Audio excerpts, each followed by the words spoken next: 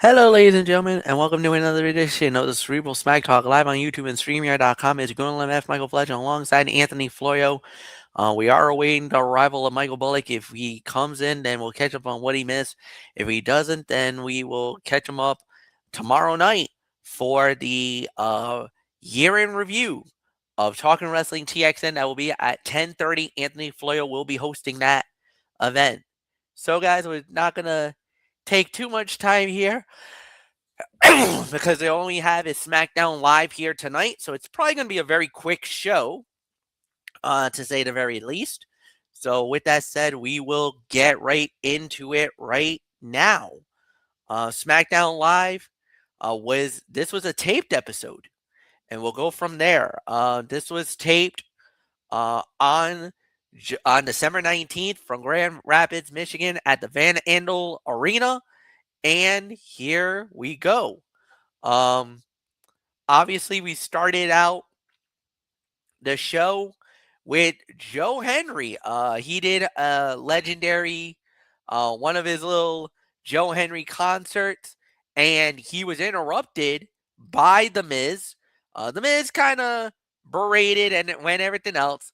And it led to the first fight of the night, Joe Henry versus The Miz, in a Miracle at 34th Street fight. Yes, the legendary Miracle on 34th Street fight. And the winner of the bout in, well, no time of the fall. That's fine, whatever. We can just go out the time. But the winner of the match was Joe Henry. It was what you expected it to be. It was funny. It was comedic. There was an action. You had a lot of different things. R-Truth dressed up as a bunny. You had Tozawa and Otis in elf costumes. Yeah, and it was what you expected it to be. It's the holiday season. It's Christmas. You know there's some funny business in these type of matches. Joe Henry winning the match, no big surprise. This was a feel-good moment for the fans. Anthony Florio, nothing more to say. This was an okay 2.5 to 3-star bout. Like I said, nothing overly spectacular. This was exactly what it needed it to be. It's worked. The time of the fall was between 11 minutes and 31 seconds to 11 minutes and 36 seconds. So I hope that helps. This stipulation is always designed to get a laugh out of the crowd and provide some entertainment, so you have to go into it knowing what to expect. If you expect a 5-star technical clinic, you will be disappointed. If you expect some joke spots and Otis in a Santa suit, you will enjoy this.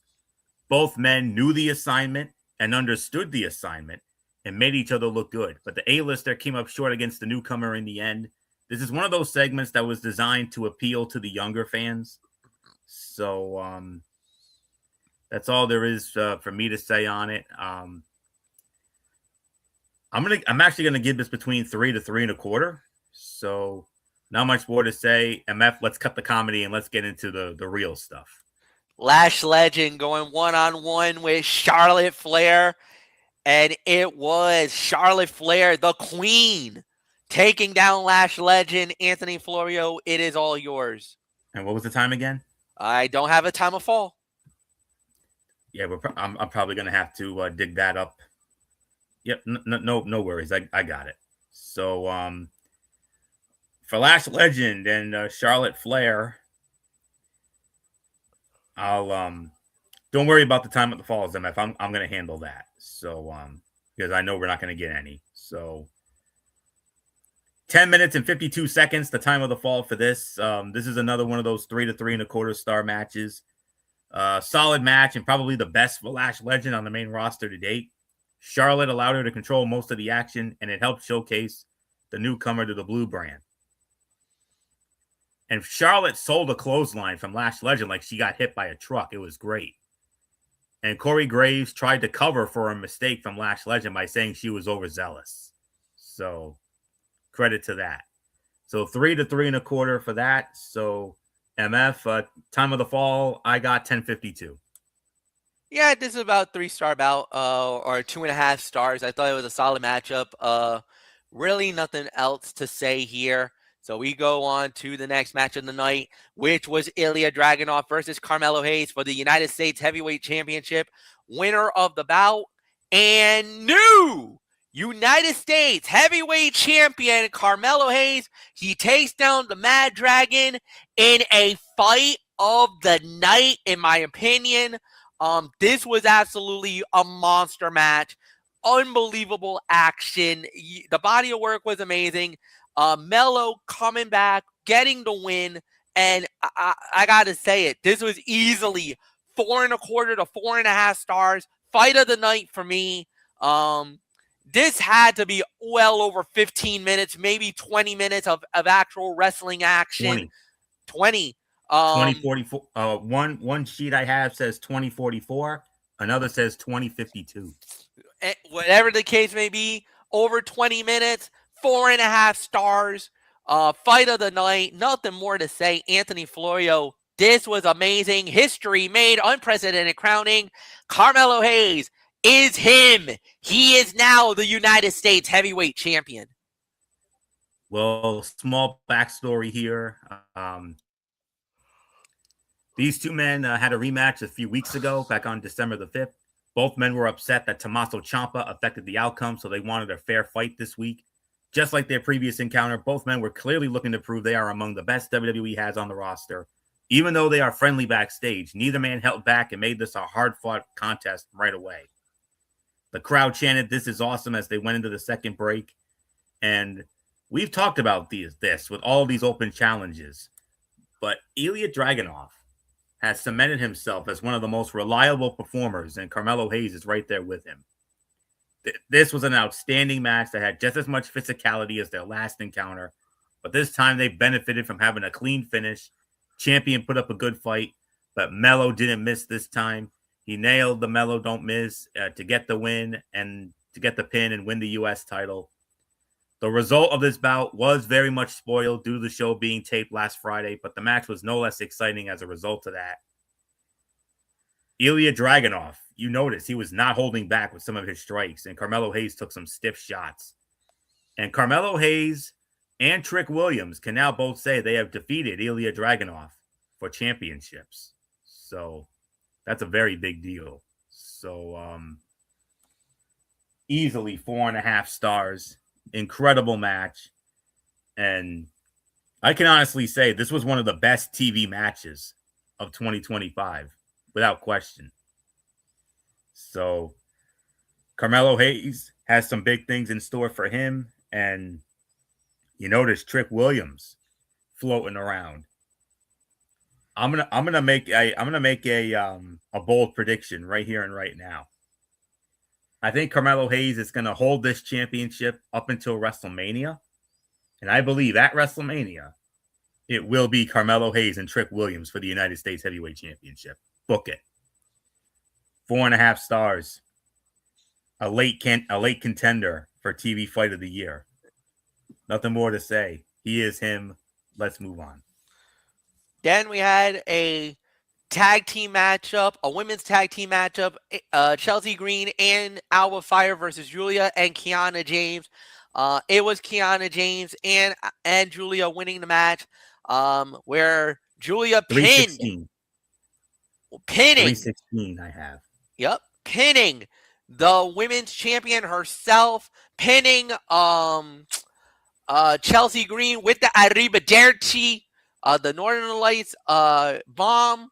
And Anthony Championship Committee moment, Julia back in the mix for the Women's United States Championship. We knew this match wouldn't last too long. But here's the thing. Even though they operate as heels, Chelsea Green's popularity led to her and Alba Fire getting more cheers than their opponents. We knew this match wouldn't last too long since we still had a segment with Cody Rhodes and Drew McIntyre left on the show. So it was no surprise to see them jump right into the action instead of easing into it. Kiana James looked good against Chelsea Green and Alba Fire in the opening minutes. She has always been a great athlete whose booking did not line up with her skills. In fact, she may have outshined Julia in this match a bit, but that was mostly because she spent more time in the ring.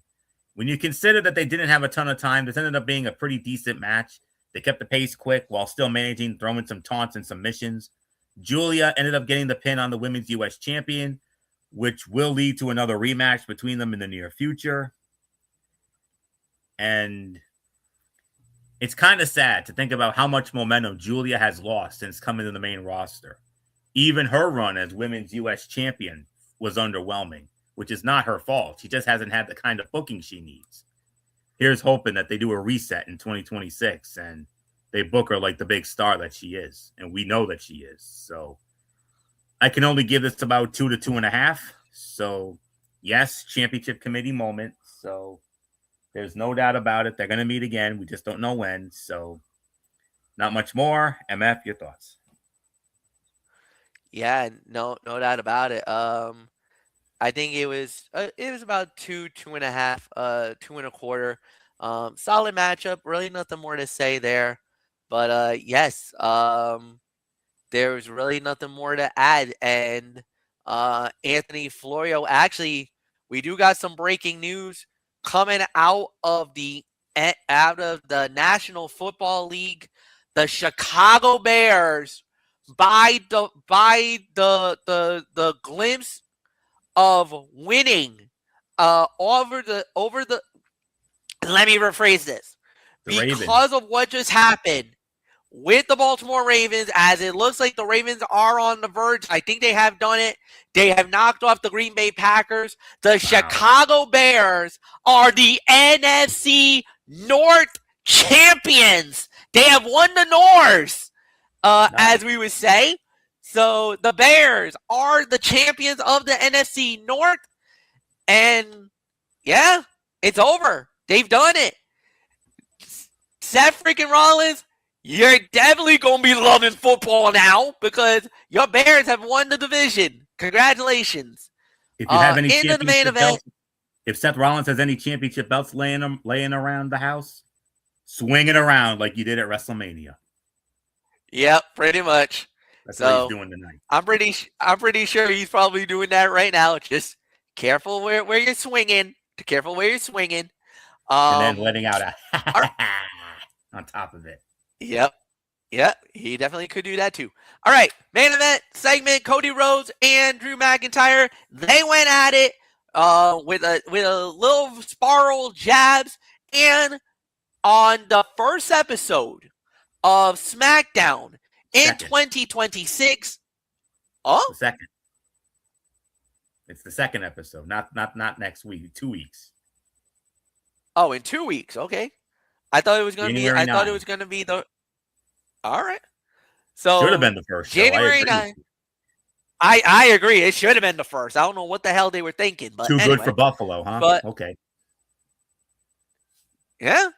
And what the heck? It's 3 hours. What are you gonna do? That's the perfect opportunity to do it. Anyway, I'm not gonna say anything. January 9 on SmackDown, free TV, folks. Drew McIntyre, Cody Rhodes, 3 stages of hell for the undisputed WWE Championship. Woo-wee! Anthony, whoa. Okay, we have not had a 3 stages of hell in a long time. And now we're going to have it for the title. Rhodes, McIntyre, SmackDown on free TV, folks. It's yours.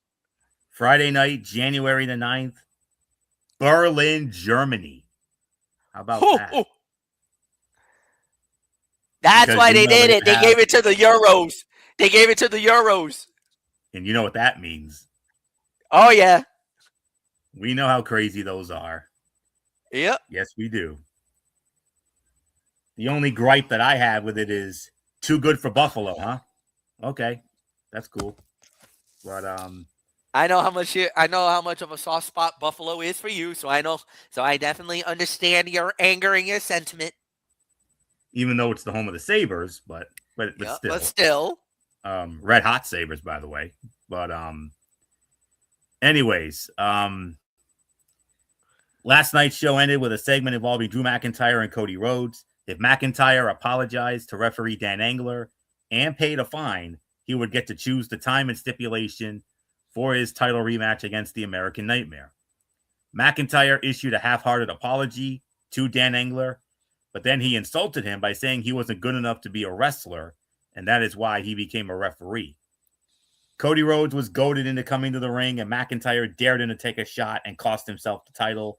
The show ended with McIntyre hitting a Claymore before picking up the title and posing with it. This segment went as expected, but not in a bad way. Drew McIntyre did a great job playing the jerk who was trying to get under his opponent's skin. And that's really all I can. And this final segment did a great job, did a good job setting up Rhodes and McIntyre's upcoming showdown for the title. And the fact that we will get it on TV instead of a PLE, definitely a most surprising revelation. And I mean, they obviously didn't want to wait until the Rumble because that's still a good 5 weeks away. So they obviously didn't want to wait that long. So I can certainly understand why they wouldn't want to do it at the Rumble in Saudi Arabia, the end of January 31st. So, but still, I mean, Berlin, Germany, as part of that huge series of shows that WWE is going to be doing right out of the box. They're going to be, for a good 2 to 3 weeks or so, they're going to be on the road. They're going to be across the pond, as they say. Several shows, several Raws, several weeks of Raw, several weeks of SmackDown, on the road to the Royal Rumble. And I think it starts with that January 9th SmackDown. I'll look into it in a minute, but they got a big line of shows coming up across the sea, across the pond. So, very good segment here. And first time we've had a 3 stages of hell match on the main roster since the Payback pay-per-view in 2013.